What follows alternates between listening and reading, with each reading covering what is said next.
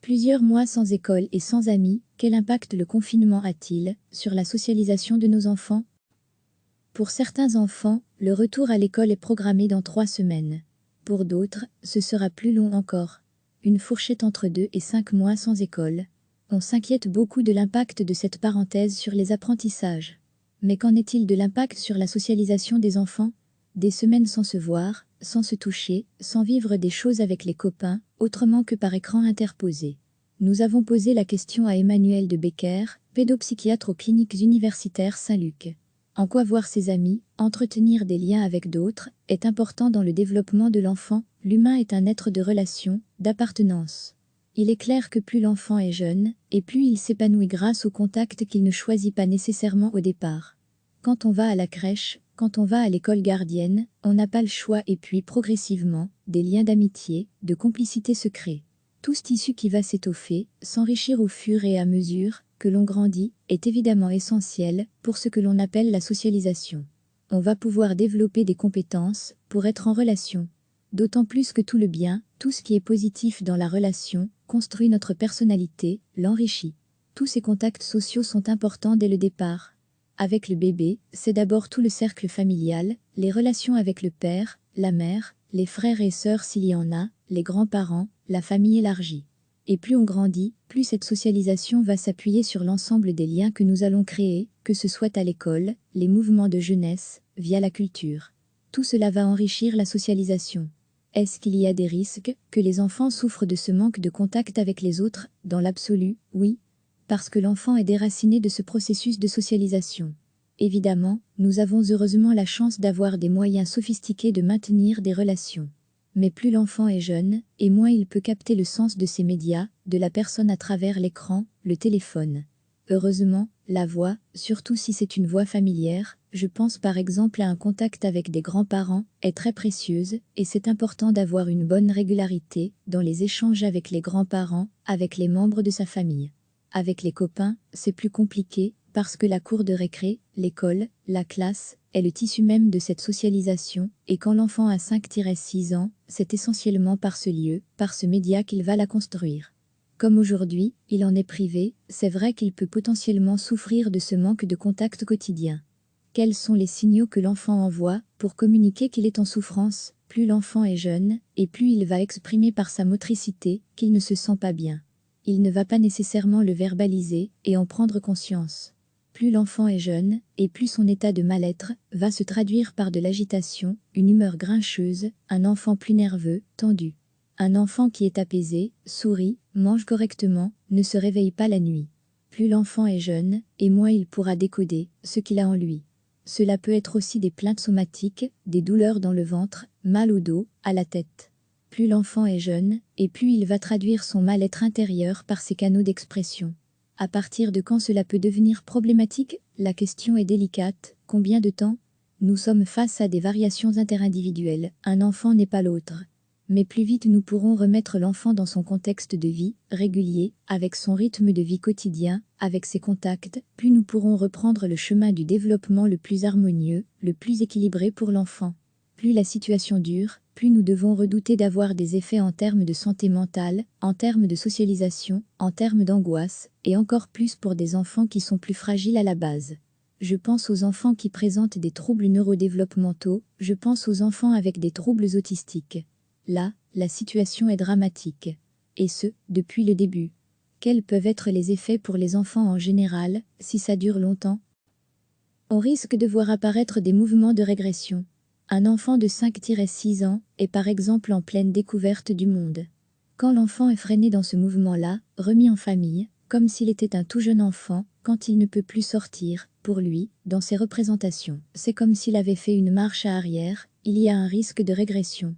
Au moment où on va relancer le processus, le risque est donc qu'il y ait des enfants qui, par angoisse, n'osent plus aller de l'avant.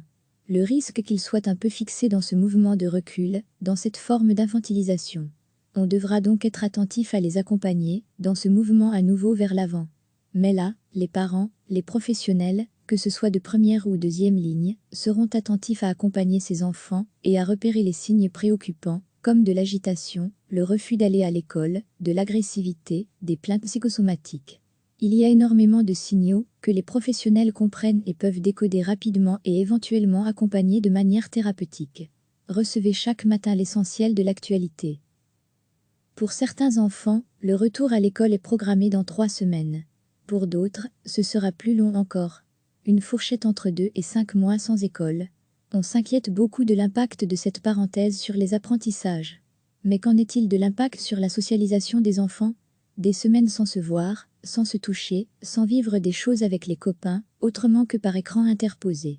Nous avons posé la question à Emmanuel de Becker, pédopsychiatre aux cliniques universitaires Saint-Luc.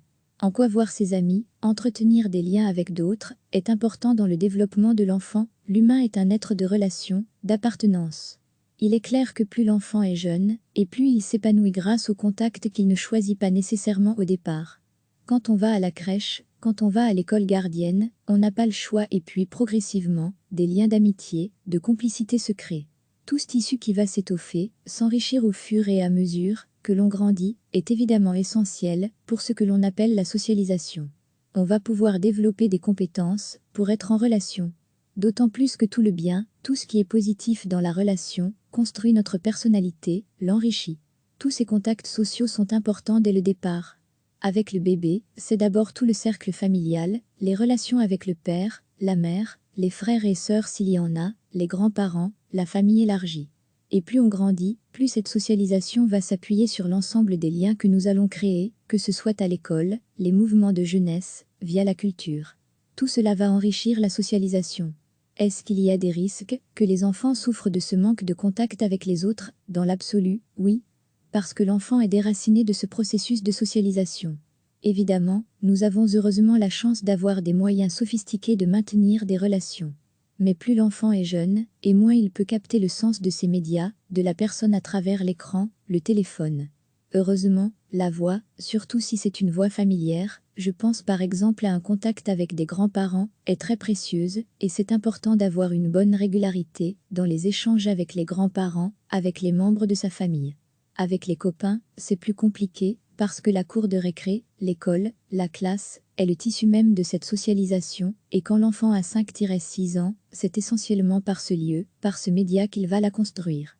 Comme aujourd'hui, il en est privé, c'est vrai qu'il peut potentiellement souffrir de ce manque de contact quotidien. Quels sont les signaux que l'enfant envoie pour communiquer qu'il est en souffrance? Plus l'enfant est jeune, et plus il va exprimer par sa motricité qu'il ne se sent pas bien. Il ne va pas nécessairement le verbaliser et en prendre conscience. Plus l'enfant est jeune, et plus son état de mal-être va se traduire par de l'agitation, une humeur grincheuse, un enfant plus nerveux, tendu. Un enfant qui est apaisé, sourit, mange correctement, ne se réveille pas la nuit. Plus l'enfant est jeune, et moins il pourra décoder ce qu'il a en lui. Cela peut être aussi des plaintes somatiques, des douleurs dans le ventre, mal au dos, à la tête. Plus l'enfant est jeune, et plus il va traduire son mal-être intérieur par ses canaux d'expression. À partir de quand cela peut devenir problématique? La question est délicate. Combien de temps? Nous sommes face à des variations interindividuelles. Un enfant n'est pas l'autre. Mais plus vite nous pourrons remettre l'enfant dans son contexte de vie, régulier, avec son rythme de vie quotidien, avec ses contacts, plus nous pourrons reprendre le chemin du développement le plus harmonieux, le plus équilibré pour l'enfant.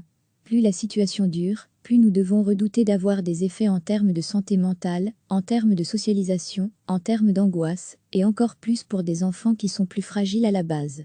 Je pense aux enfants qui présentent des troubles neurodéveloppementaux, je pense aux enfants avec des troubles autistiques. Là, la situation est dramatique.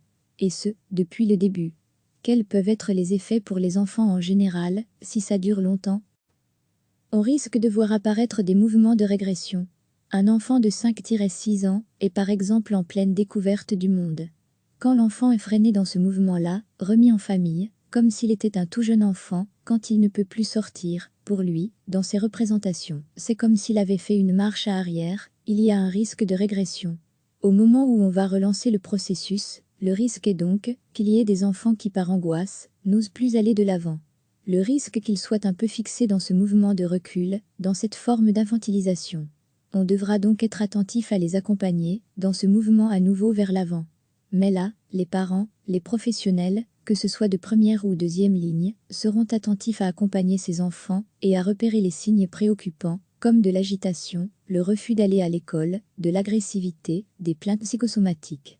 Il y a énormément de signaux que les professionnels comprennent et peuvent décoder rapidement et éventuellement accompagner de manière thérapeutique. Cliquez sur s'abonner pour recevoir les dernières nouvelles.